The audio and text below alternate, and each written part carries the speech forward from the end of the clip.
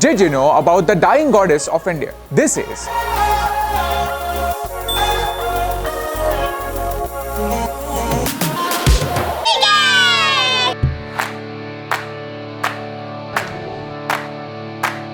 This is Ganga and we are in Rishikesh to find out everything about it. And by the end of this video, you'll be convinced that Ganga is magic! Since centuries, we have considered Gangajal to be holy. But is it true? Is there any science behind it? How important is Ganga? Does science prove that Ganga water is holy? What happens when Ganga dies? Let's find out. This river is 2,500 kilometers long, making it the longest river of India.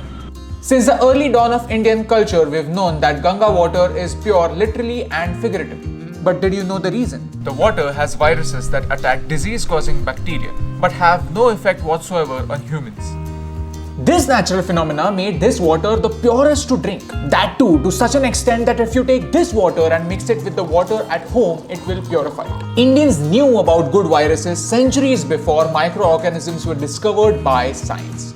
Ganga decomposes organic waste 15 times faster than any other river in the world. Ganga has 25 times more oxygen than other rivers. The water goes through a natural process of purifying itself.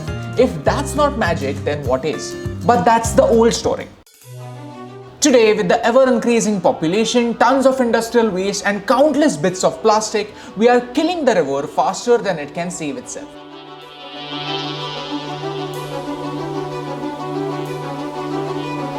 This is Ganga in its purest form, untouched by mankind. Move to Varanasi and you have this. Ganga is dying. In less than 30 years, Ganga's flow will be half of what it is today and the population will be thrice. Did you know 500 million people are dependent on Ganga for their lives and livelihood? A third of India's population is fed by the crops irrigated by the river. There are 30 cities, 70 towns and thousands of villages on Ganga's banks.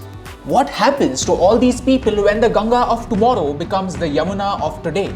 Can you imagine, just a few decades ago, people literally used to come over here to drink this water, and today, Yamuna in Delhi is a dead river. Pani peena to chhod do, is pani mein machliyan zinda bhi nahi reh sakti. And the fun part is, 75% of Delhi's drinking water comes from Yamuna. The proof of our certain demise is in front of us. In the words of Shivyanath, we Indians have a strange way of showing our respect to the things we worship.